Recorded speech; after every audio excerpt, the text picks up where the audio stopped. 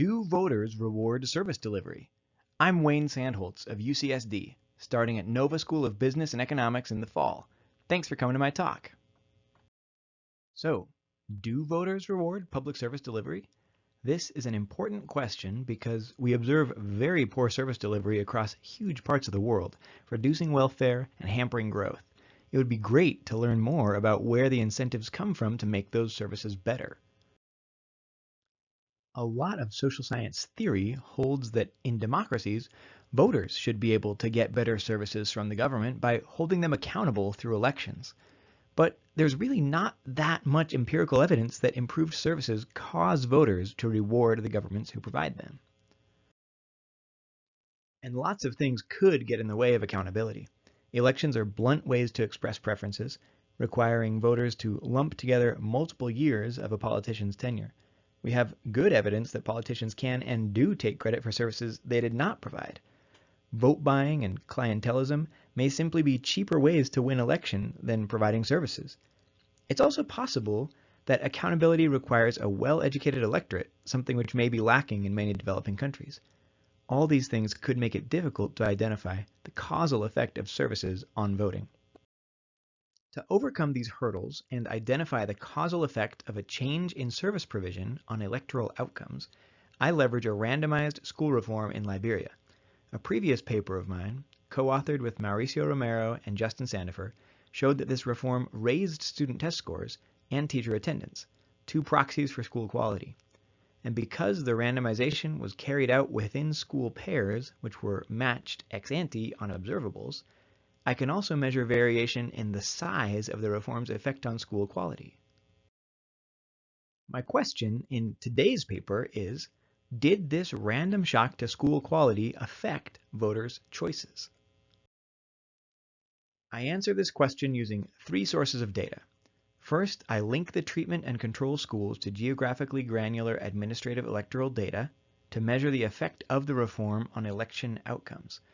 I also survey households about their political preferences, although those results won't show up in today's presentation for time. Finally, I also survey teachers about their political preferences and activities. Let me describe the school reform I'm studying. This program was called Partnership Schools for Liberia. It was a public-private school partnership. In 2016, the Ministry of Education handed over management of 93 public primary schools to 8 different private school providers. These providers also received $50 extra funding per pupil. This funding all came from outside donors. It's not coming from tax dollars that could have been used on health or roads or anything else. Though it was a pilot program, it was pretty big. 1 out of every 11 public primary students in Liberia was a part of the pilot evaluation. Finally, and crucially, the program was randomized. A set of 185 eligible schools was matched into pairs ex ante based on observable characteristics. 93 of these schools, 1 from each pair, were chosen randomly to receive the public-private partnership treatment. I'll spend just one slide briefly summarizing the results of my previous research on this program's effect on school quality. After 1 school year, students in treated schools had math and English test scores that were 0.18 standard deviations higher than students in control schools, equivalent to about 2/3 of a school year's worth of learning. In addition to this, teacher attendance was up 50% and teacher time on task was up 43%. So at least by these indices, the program improved school quality a fair bit. That said, the program was not without problems. One of the private operators decided to reduce class sizes by kicking students out of school, and the same operator also succeeded in getting a large fraction of its public servant teachers reassigned to other schools. While these actions were technically within the letter of the contract, they caused controversy and negative press coverage. I want to highlight something special and unusual about this experimental setup. I mentioned earlier that prior to randomization, schools were matched into ex ante similar pairs. This gives me something rare, a clean counterfactual across the distribution of treatment effects. The figure on this slide plots the treatment-controlled difference in test scores for each of these matched pairs of schools. You can see there's a lot of variation. The median pair has a positive treatment effect, and some pairs see huge effects above 1 standard deviation. but a significant minority of pairs see a negative treatment effect on test scores. I will exploit this variation and measure how voters reacted differently based on how much the treatment improved test scores. Let me briefly describe how I map outcome data onto treatment and control schools. My main results come from administrative electoral data at the level of the polling booth, obtained from the Liberian National Elections Commission. In the 2017 election I study, there are about 2,080 of these booths in the country, and this is quite a granular level of data. The median polling booth records 637 votes. So about 1,200 of these booths, more than half of them, are located within 10 kilometers of one of the schools in the RCT. So I limit my analysis to these polling booths, and I define treatment at the polling booth level as the fraction of RCT schools within 10 kilometers of the booth which are treated. The original randomization of this school reform was done without regard for the political outcome variables my paper looks at. So to test balance, I measure whether my treatment variable predicts these outcomes from the previous election before the reform, which happened in 2011. Specifically, I look at vote share in the first round and runoff election for the presidential candidate from the ruling party, the same party which was in power by the time of the 2017 election. I also look at vote share for the local legislative candidate from the nationally ruling party and the vote share for the incumbent local legislative candidate regardless of party. I then interact my treatment variable with a dummy for whether the nearest school is in a pair with an above median treatment effect on test scores. None of these coefficients are statistically significant at the 5% level. That said, some of the point estimates are sizable, so in my results section I will use specifications which include these 2011 political variables as controls. So let's look at the results. What I found really surprised me. Polling booths near treated schools were less likely to vote for the presidential candidate from the party which created the reform, by about 3 percentage points. This is true whether or not I include the controls from the 2011 election results. I want to highlight two things about this finding. First, it defies the predictions of much of the theoretical literature on retrospective voting, that voters will reward incumbents who provide improved services. Second, that the effect appears in the presidential race, not legislative races, suggesting that voters can correctly attribute credit for the policy, or in this case blame, to the politician responsible.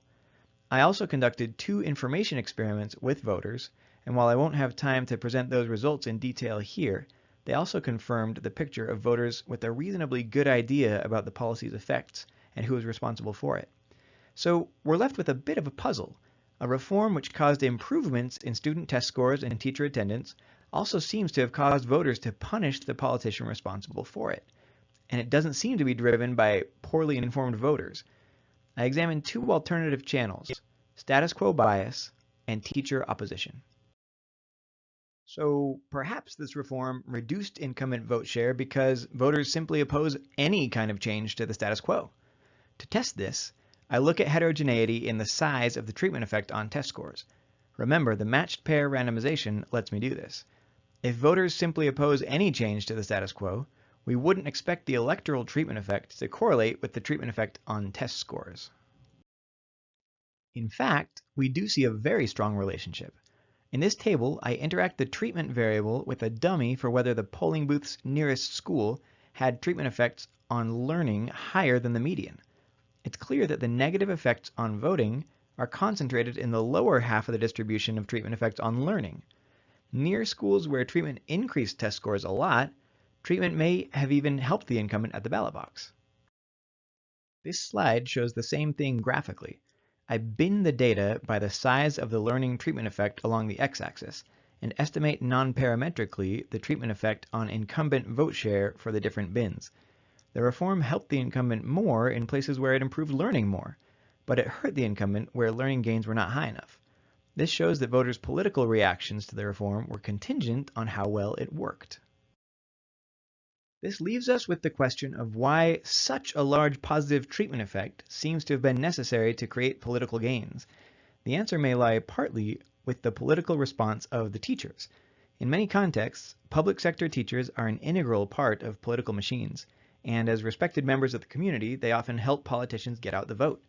It's natural to ask whether PSL changed the relationship of teachers with politicians. This slide shows data from a teacher survey I designed and conducted some months before the election. Teachers in treated schools appear to have been less likely to express satisfaction with the incumbent president and to intend to vote for the incumbent party's candidate. This effect was particularly pronounced among unionized teachers. This slide shows data from a teacher survey I designed and conducted a few months after the election. I asked teachers about their involvement in various election-related activities. Teachers in treated schools were significantly less likely to report having staffed registration booths, staffed polling booths, or campaigned for a party or candidate.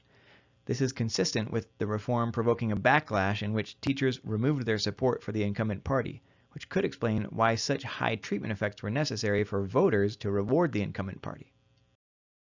In conclusion, my paper shows that a school reform in Liberia, which was credibly found to improve the dimensions of school quality which researchers normally measure, reduced support for the politician responsible. The reform seems to have alienated the important constituency of teachers, whose opposition may have made credit claiming more difficult. But I also show that voters were surprisingly sophisticated. Voters' electoral responses to the reform were proportional to how much the reform improved learning at the local school. Voters were also well informed about the policy, and electoral effects only appeared for the level of government actually responsible. In sum, this demonstrates the political risks involved with moving from an electoral strategy of machine politics toward a strategy of winning voters over with quality services. What works, in the eyes of researchers, may not be enough to produce electoral benefits for the politicians who have to champion and implement policy. That said, an effective enough policy can produce electoral gains which overcome the opposition of entrenched interests. Thanks so much, and feel free to contact me on email or Twitter